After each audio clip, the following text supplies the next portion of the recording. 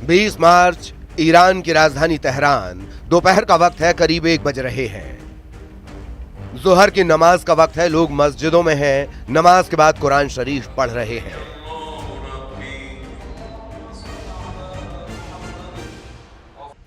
रमजान के दौरान ईरान के बाजारों में भी भीड़ है। तभी 1 बजे सब कुछ हिलने लगता है।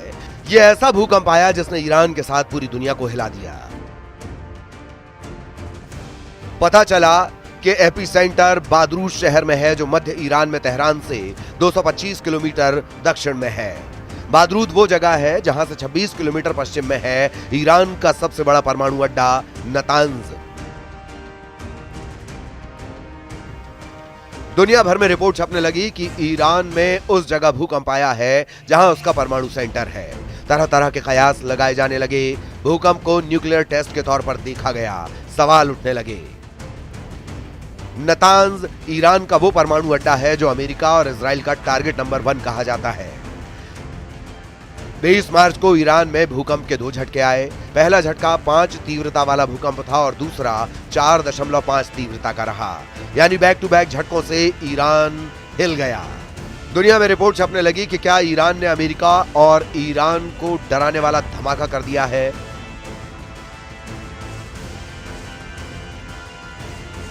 दुनिया में रिपोर्ट छपने लगी कि क्या ईरान ने अमेरिका और इजराइल को डराने वाला धमाका कर दिया है। ईरान की सेना अब तक अपनी फायर पावर दिखाती रही है, लेकिन अब भूकंप वाली खबर ने ईरान को लेकर नए और बहुत ही धमाकेदार कयास की शुरुआत कर दी है।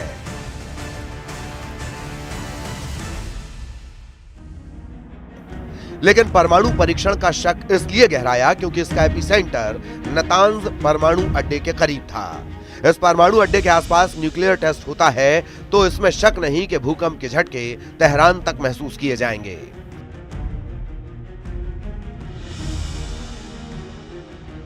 ईरान में अक्सर भूकंप आते रहते हैं। ईरान की 90% जमीन ऐसी है जो भूकंप के खतरे वाली रेंज में है। यानी भूकंप के लिहाज से दुनिया के सबसे संवेदनशील जोन में ईरान आता है। इस वक्त पश्चिम एशिया में अमेरिकी सेना की गतिविधियां बता रही हैं कि डोनाल्ड ट्रंप और बेंजामिन नेतन्याहू दोनों इस वक्त ईरान को लेकर बहुत आक्रामक हैं। दोनों ही चाहते हैं कि ईरान का परमाणु कार्यक्रम खत्म कर दिया जाए, फिर वो दबाव से हो या बमबारी से। ईरान अगर परमाणु बम बनाने में कामयाब हुआ तो अमेरिका और इजराइल के लिए बड़ा खतरा पैदा हो जाएगा। इसकी पूरी गारंटी है कि इजराइल भी एक अघोषित परमाणु पावर है। वो इसका दावा नहीं करता, लेकिन कई अंतरराष्ट्रीय संस्थाओं की रिपोर्ट है कि इजराइल के पास 100 एटम बम है। लेकिन अब ईरान ने परमाणु बम बनाया तो तेल अवीव और तेहरान की टक्कर पूरी दुनिया के लिए खतरा बन सकती है। ईरान पहले 13 अप्रैल 2024 को और फिर 1 अक्टूबर 2024 को दिखा चुका है कि उसके पास ऐसी मिसाइल है जो लॉन्च होने के बाद 400 सेकंड के अंदर इजराइल पर जाकर तबाही मचा सकती है। ऐसे में ईरान का एटम बम या कहें उसके तमाम परमाणु ठिकाने फौरन तबाह किए जाएं, यही इजराइल का फोकस होगा। अभी ईरान ने 6 स्पॉट पर न्यूक्लियर रिएक्टर लगाए हुए हैं, लेकिन इनमें से 2 अहम साइट है। पहली जगह है नतांज और दूसरी जगह है फोर्डो। यहां है अंडरग्राउंड न्यूक्लियर साइट जहां ईरान सबसे ज्यादा गुणवत्ता का यूरेनियम संवर्धन करता है। इजराइल चाहेगा कि वो पहली फुर्सत में ईरान के इन परमाणु अड्डों को पहली स्ट्राइक में तबाह कर दे।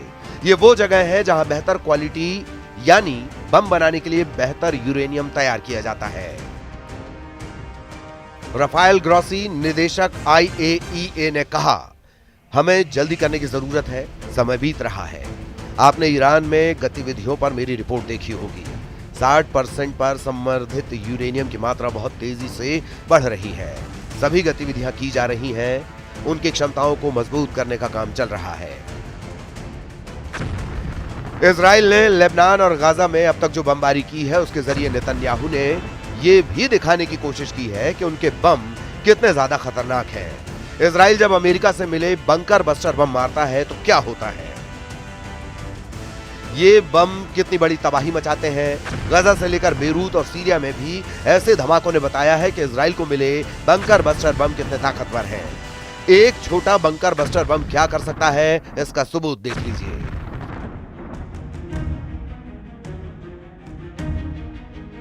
5 मीटर गहरा और 20 मीटर चौड़ा ये गड्ढा इजराइल के उस बम ने बनाया है जो नेतन्याहू को डोनाल्ड ट्रंप ने सप्लाई किया है। इसी हमले में 16 लोगों की मौत हुई है। यहां क्या बचा है देखा जा सकता है। 20 मीटर के दायरे में 5 मीटर गहरा गड्ढा। अगर छोटा बंकर बस्टर ऐसा कर सकता है तो बड़े बड़े बंकर बस्टर क्या करेंगे। अमेरिका को पता होना चाहिए कि ईरान को डराने से कुछ नहीं होगा। ईरान ने कभी युद्ध शुरू नहीं किया, लेकिन अगर कोई बुरे इरादे से काम करता है तो उसे सख्त सजा मिलेगी। वैसे बेन्यामिन नेतन्याहू और डोनाल्ड ट्रंप की इस वक्त की सबसे बड़ी टेंशन गजा नहीं, हमास नहीं, हिजबुल्लाह नहीं, तुर्की नहीं, जुलानी नहीं, बल्कि ईरान है। और ईरान से ज्यादा इजराइल के दावे के मुताबिक उसके एटम बम वाला प्रोग्राम है। ईरान को लेकर 2025 की सबसे हॉट रिपोर्ट पहले से ट्रेंड कर रही है।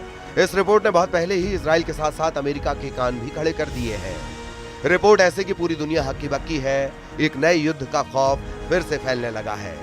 ईरान और इजराइल की टक्कर सामने नजर आ रही है। इसकी बड़ी वजह है अमेरिकी अधिकारियों का एक विस्फोटक दावा। अमेरिका के खुफिया अधिकारियों का मानना है कि ईरान में वैज्ञानिकों की एक सीक्रेट टीम एटम बम बनाने के लिए बहुत तेजी से काम कर रही है। सवाल है कि क्या ये ईरान का शॉर्टकट एटम बम है। सवाल ये भी कि क्या ईरान बड़े परमाणु बम की जगह शॉर्टकट रास्ता अपनाकर छोटा एटम बम बना रहा है। सबसे पहले अमेरिका के अखबार न्यूयॉर्क टाइम्स पर यह खबर छपी और उसके बाद पूरी दुनिया में ये रिपोर्ट वायरल हुई। अमेरिका से लेकर यूरोप और इजराइल की मीडिया लगातार इस पर चर्चा कर रही है। ईरान भी इस वक्त बहुत आक्रामक है और उसने जनवरी में 4 युद्धाभ्यास करके इस बात का सिग्नल दे दिया है कि अब उस पर हमला हुआ तो पूरा पश्चिम एशिया जलेगा। इजराइल और अमेरिका के अड्डों को तो पूरी तरह तबाह कर दिया जाएगा। इसीलिए ट्रंप और नेतन्याहू के सामने चुनौती बहुत बड़ी है। एक शॉर्टकट एटम बम ईरान का बहुत बड़ा एजेंडा बन सकता है, क्योंकि इसी शॉर्टकट एटम बम को देखकर ईरान के दो बड़े दुश्मन इजराइल और अमेरिका उस पर हमला करने से कतराएंगे।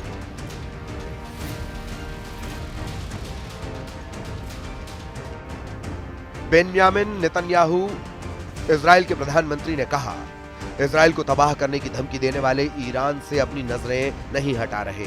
हम ईरान को परमाणु हथियार और दूसरे ऐसे हथियारों को हासिल करने से रोकने की पूरी कोशिश में लगे हैं जो हमारे शहरों और लोगों के लिए खतरा बन सकते हैं। नेतन्याहू बहुत गुस्से में है, लेकिन ईरान में रमजान चल रहा है। तेहरान में करीब एक शहर में यहां लोगों के बीच अमेरिका और इजराइल की स्ट्राइक नहीं, बल्कि रोजा और इफ्तार का माहौल बना हुआ है। मस्जिदों और इमाम बारगाहों में ऐसे ही एक साथ इफ्तार किया जाता है। यहां अमेरिका या फिर इजराइल की नहीं, बल्कि रमजान की बात चल रही है। तेहरान के रुस्तम खानी को सुनिए। हर रोज हम इफ्तार के लिए 1500 पैकेट तैयार करते हैं। ये जरूरतमंदों और गरीब के लिए है। हम इसे और आगे बढ़ाना चाहते हैं ताकि रमजान में लोगों तक मदद को ज्यादा से ज्यादा पहुंचाया जा सके। वैसे असली युद्ध की तैयारी तो आम लोगों से दूर ईरान के पावर सेंटर में चल रही है। इस वक्त ईरान इतना आक्रामक है कि वो बार बार जवाबी अटैक की बात कर रहा है। इसमें कोई शक नहीं कि युद्ध हुआ तो ईरान का इजराइल पर तीसरा हमला यानी ऑपरेशन 2 प्रॉमिस 3 बहुत घातक होगा और इजराइल बहुत ज्यादा पछताएगा। इजराइल के कई बड़े टारगेट्स का डेटा पहले ही ईरान के मिसाइल कंट्रोल रूम में फीड कर दिया गया है। इजराइल का दूसरा सबसे बड़ा शहर और पोर्ट सिटी हाइफा, इजराइल की कैपिटल तेल अवीव, इजराइल का तीसरा सबसे बड़ा शहर अश्केलॉन, इजराइल का सबसे बड़ा बंदरगाह अशदोद, इजराइल का सबसे खतरनाक मिलिट्री बेस नेवातिम, नेगेव के रेगिस्तान में सबसे बड़ा शहर बीर शेबा। ईरान कह चुका है कि उसके परमाणु अड्डे पर हमले का मतलब है वर्ल्ड वॉर। ईरान ये वार्निंग बार बार दे चुका है और लगातार दे रहा है।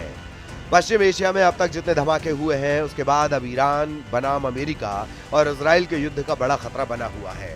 पिछले 1 महीने में ईरान, अमेरिका और इजराइल के ताजा तेवर लगातार चौंका रहे हैं। डर इस बात का है कि अब एक नए युद्ध को लेकर 3 पावर सेंटर में बड़ा फैसला लिया जा सकता है।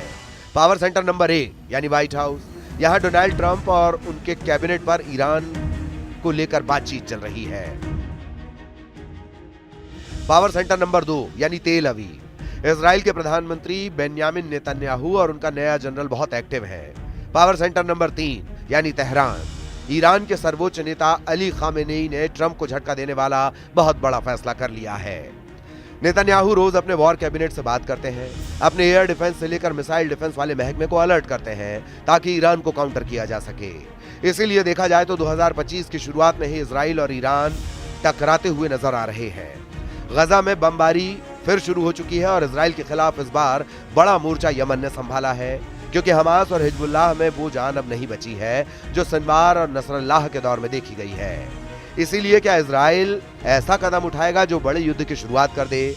नेतन्याहू ने इससे कभी इनकार नहीं किया है।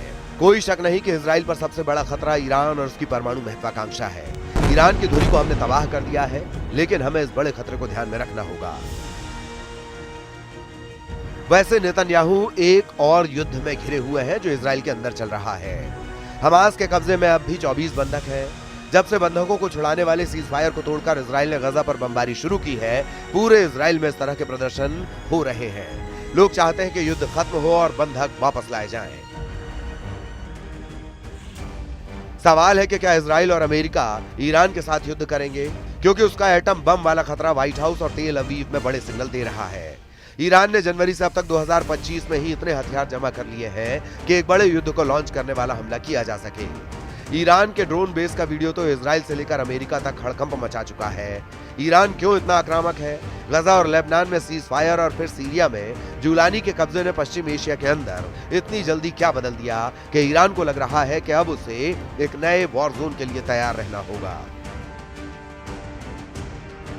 ईरान को सबसे बड़ा खतरा अपने परमाणु अड्डों को लेकर है। ईरान को खतरा उसकी सबसे बड़ी ताकत मिसाइल बेस को लेकर है। ईरान को खतरा उसकी सबसे बड़ी फोर्स रिवॉल्यूशनरी गार्ड्स को लेकर है। ईरान को खतरा उसके तेल के ठिकानों को लेकर भी है, जिस पर इजराइल की नजर गड़ी हुई है। ये चारों ताकत इस वक्त अमेरिका और इजराइल के टारगेट पर हैं। ईरान के आसपास अरब सागर में इस वक्त अमेरिका के समुद्री बेड़े एक्टिव हैं। रात भर उड़ान भरी जा रही है। फाइटर जेट, टू ही विमान, सभी एयरक्राफ्ट कैरियर से टेक ऑफ कर रहे हैं। आखिर अमेरिका को ईरान से कौन सा इशारा मिला है जिसके बाद अमेरिका की नौसेना और उसके फाइटर जेट इतने एक्टिव हो गए हैं? जाहिर है इजराइल और ईरान के बीच तनाव बहुत ज्यादा है और इस बीच ईरान के परमाणु कार्यक्रम वाली खबर ने युद्ध के खतरे को बुलंदी पर पहुंचा दिया है।